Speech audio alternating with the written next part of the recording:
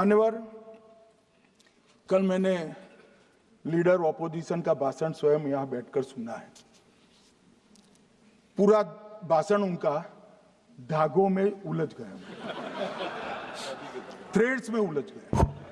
मान्यवर, ये कहते हैं पीएम का शेड्यूल देखकर चुनाव आयोग चुनाव तय करता है। मेरा सभी सांसद महोदय से करबद्ध निवेदन है कि चुनाव होने के पहले के 1 महीने पीएम का शेड्यूल, और पीएम को लगभग 24 और 16 कितना होता है, 40 महीना हो गया। इसमें से किसी भी 1 महीने का शेड्यूल दिखाओ। पीएम की गति ही इतनी है, कोई भी महीना उठाओगे तो इतने ही प्रवास करते हैं। मानवर, इसको चुनाव का कोई लेन देन नहीं है। हमारे प्रधानमंत्री जनसंपर्क में आजादी के बाद सबसे ज्यादा प्रवास करने वाला प्रधानमंत्री, और मैं जानता हूं साहब, मैं जानता हूं नरेंद्र मोदी जी को 2001 से मैं बता सकता हूं, एक भी दिन की छुट्टी नहीं, एक भी वैकेशन नहीं, लगातार जनता का काम करना। मैंने कभी नहीं देखा उनको वैकेशन में। कई बार इनका अनुकरण करने का प्रयास करते हैं तो बीपी बढ़ जाता है। इतना ये फिर रुक जाएंगे प्लीज। मान्यवर, ये पूरी चर्चा चुनाव सुधार पर थी। मैंने आज ये भी जांच करा।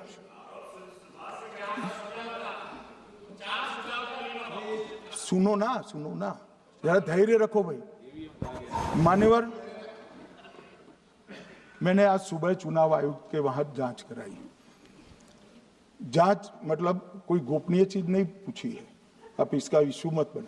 मैंने ये पूछा कि चुनाव सुधार के लिए मई 2014 के बाद कौन सी पार्टी से कितने आवेदन आपको मिले, क्योंकि चुनाव सुधार जो करना है इसकी प्रक्रिया क्या है। मान्यवर, चुनाव सुधार सभी राजनीतिक दलों के साथ चर्चा कर चुनाव आयोग भारत सरकार के विधि मंत्रालय को भेजता है, और विधि मंत्रालय इसका कानून बनाकर संसद के सामने रखता है। ये प्रक्रिया है। तो मैंने सोचा कि इतना बड़ा हो हल्ला हुआ तो ढेर सारे चुनाव सुधार कांग्रेस पार्टी ने दिए होंगे, तो मैं जरा उसका पूछा कर दूं, लगे हाथ तो इसकी भी बात कर लूं। इसमें गोपनीय क्या है? तो मैंने पूछा तो साहब मुझे एक रहस्य मालूम पड़ा कि आज तक मई 2014 से चुनाव आयोग को एक भी चुनाव सुधार का सुझाव कांग्रेस पार्टी से नहीं मिला। मान्यवर,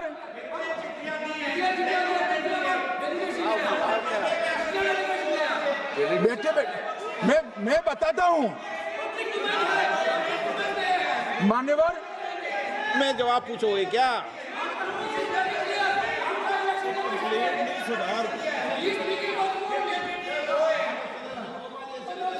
आप भी बोले, हर बोलने पर एक एक बार उठेंगे क्या? हर चीज का जवाब पूछेंगे क्या आप? नो, ये तरीका ठीक नहीं है। नो, ये तरीका ठीक नहीं है। नो माननीय सदस्य, प्लीज बैठिए बैठिए बैठिए बैठिए बैठिए बैठिए बैठिए बैठिए अच्छी परंपरा रखें। ओके,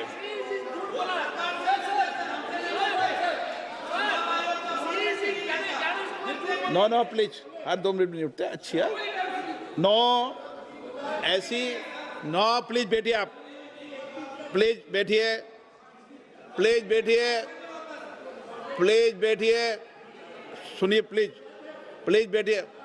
माननीय सदस्यगण, ये कभी परंपरा नहीं रही कि